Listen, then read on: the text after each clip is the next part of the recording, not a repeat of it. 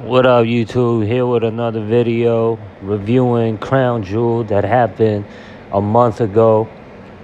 On this video, this is how I do my wrestling review videos. I'll go from every match that happened on the card from top to bottom, and I'll give a match rating out of all the matches that happened on the card. A match rating out of 5, and the overall pay-per-view show rating that is rated from a rating system out of a 10. So the first match I'll be giving y'all my review on was the champion versus champion match, Gunther versus Cody Rhodes. And this match was a decent match.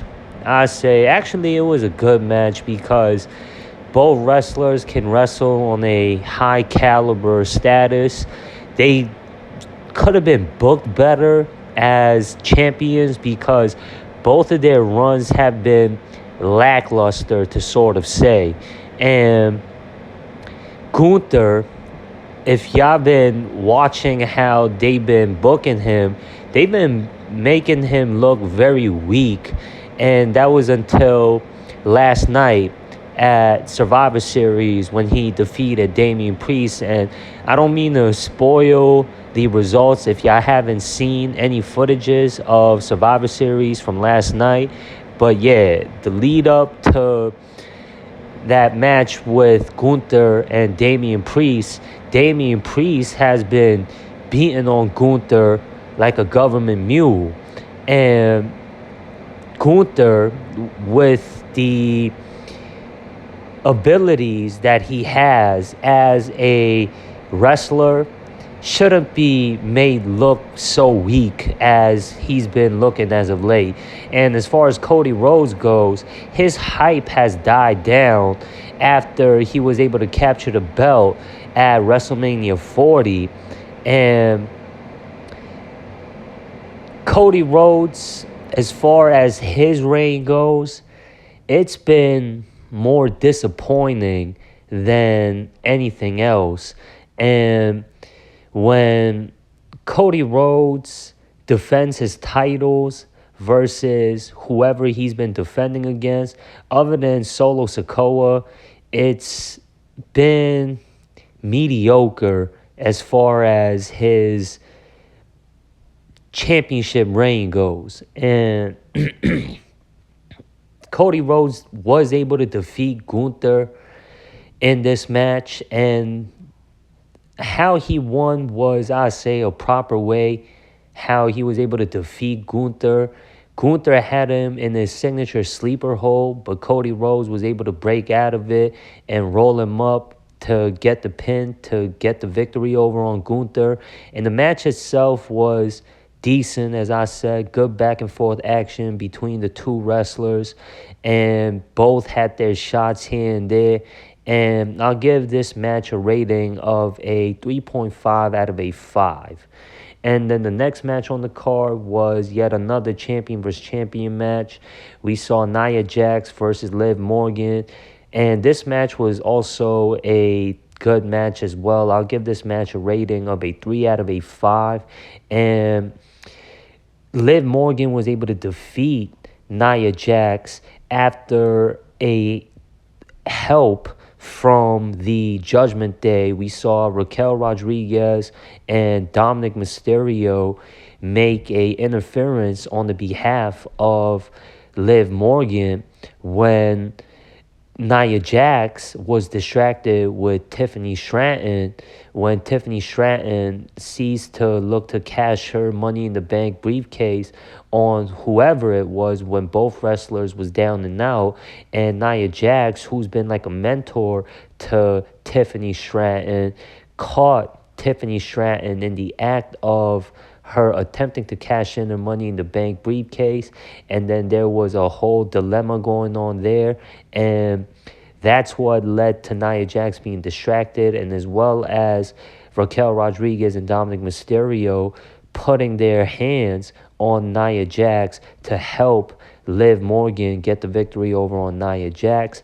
And Nia Jax didn't need to win to make herself look like a strong champion because she's already been booked that way.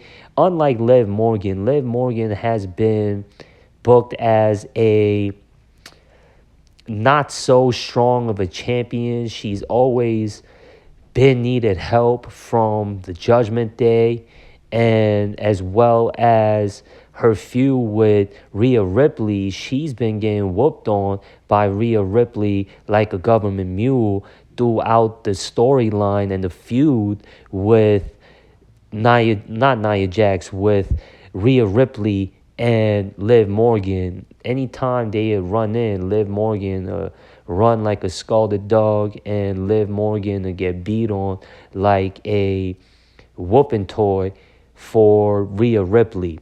And that's why I thought Liv Morgan getting the victory over on Nia Jax at Crown Jewel was a good look for Liv Morgan. And then the next match I'll be giving y'all my review on was Seth Rollins versus Bronson Reed. Now, Bronson Reed, he's been stealing the spotlight with him and his feud with Braun Strowman, and he's been booked very strongly when he was able to take out Braun Strowman whenever they would have their hardcore brawls in the WWE on Raw. And then after Bronson Reed got rid of Braun Strowman, he targeted Seth Rollins. Well, before that, he took out Seth Rollins and put him on the injured reserve list after hitting him with multiple splashes. And when Seth Rollins came back into action, that's when the feud continued. And then during the lead up to this match, Bronson Reed was whooping on Seth Rollins like Seth Rollins was a whooping toy for Bronson Reed. Bronson Reed has been built up properly as this monstrous character over there on Raw, and they've done a tremendous job at making Bronson Reed look vicious, as strong as the WWE can book Bronson Reed to be. And to do that over on a former champion like a Braun Strowman or a Seth Rollins, that's a good look for Bronson Reed. And the match itself was a good match. Bronson Reed versus Seth Rollins, they had good, decent back and forth pace of a match. And Seth Rollins was able to avenge all the butt whoopings that he received from Bronson Reed after hitting multiple curb stomps, and he hit the super curb stomp from the top rope to secure the win over on Bronson Reed. And I'll give this match a rating of a 3 out of a 5. And then the next match on the card we saw was a match for the women's tag team title, a fatal four-way match. We saw Damage Control consisting of Kairi Sane and Io Sky versus the champions Jade Cargill and Bianca Belair. And then we saw the Meta Girls, Lash Legend, and I forget who the other girl's name is, but y'all know who I'm talking about, the Meta Girls from NXT. And then Chelsea Green and Piper Niven. And Jade Cargill and Bianca Belair was able to retain their women's tag team titles. And this match, it was decent. When you have multiple wrestlers in the match like this, you're bound to have busy action going on throughout the ring.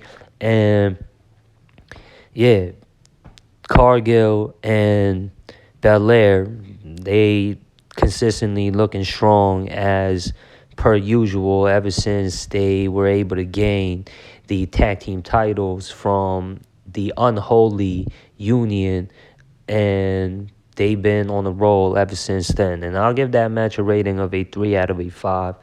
And then the next match on the card we saw was a triple threat match for the U.S. title, and we saw LA Knight defend his U.S. title versus Andrade and Carmelo Hayes. And this match, we saw a good back and forth pace of an action, and LA Knight was able to retain the U.S. title. The finish was real cool, where he hit the BFT on both Idolo and Carmelo Hayes, and that's how he was able to get the win. And they have good chemistry together because they've been feuding for a while now, so they were able to build up that chemistry working with each other leading to this match at Crown Jewel. And I'll give that match a rating of a 3 out of a 5. Then the main event we saw was a 6-man tag team match between the OG Bloodline and the New Bloodline. We saw Tama Tonga and Solo Sikoa and Jacob Fatu. The legend Tonga Loa was managing the New Bloodline, and he wasn't a part of the match. And then we saw Jey Uso reunite with his twin brother Jimmy and Roman Reigns to help Roman Reigns fight the New Bloodline. And this match was a decent match. The storyline building to this match was better than the match itself. And I'll give this match a rating of a 3 out of a 5. We saw the New Bloodline get the win after Solo Sikoa was able to hit the Samoan Spike onto Roman Reigns to get the pin over on Roman Reigns. This was a emphatic statement maker for Solo Sikoa to get a pin over on Roman Reigns, because during Roman Reigns' legendary reign as the Universal Champion, Solo Sikoa was what Jacob Fatu is to him when Roman Reigns was in charge. And Solo Sikoa, it had to feel good for him to get a pin over on Roman Reigns after all the past has been shared between the two. And when Solo Sikoa, I know he's been getting the better of Roman Reigns during the build-up to this match at Crown Jewel, so he was able to get a decent amount of vengeance onto Roman Reigns during the lead-up to the 6-man tag team match. But then to get a actual win over on Roman Reigns had to feel just that much more better for Solo Sikoa and his new crew. And I'll give the overall pay-per-view show rating for Crown Jewel a rating of a 6.5 out of a 10. And after the main event, we saw the New Bloodline looking to take out Roman Reigns, and when Roman Reigns was in the corner with the chair tied around his neck and Jacob Fatu was looking to finish Roman Reigns, we saw Sami Zayn come out, who was being persuaded by the OG Bloodline, because y'all remember when Sami Zayn was a part of the Bloodline back in 2022 when Roman Reigns was on top of his game, and then it was Royal Rumble of last year when Sami Zayn was kicked out of the Bloodline after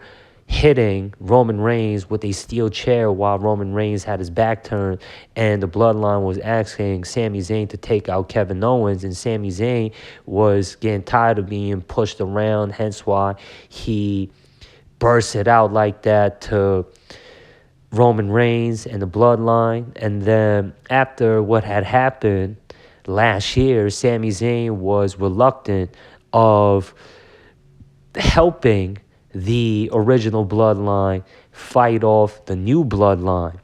And when it came down to the boiling point, we saw Sami Zayn and where his heart lied at, and that's when we saw him come in for the save when Roman Reigns was about to be put on the shelf.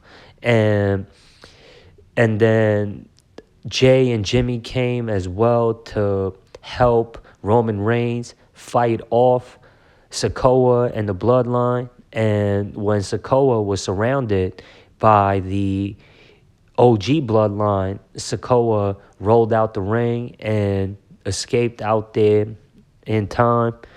And that's how Crown Jewel ended. And that's my review for Crown Jewel 2024. And I almost forgot. This was, I say, the most spectacular moment that happened in the whole entire Crown Jewel show, and that was the brawl between Randy Orton and Kevin Owens.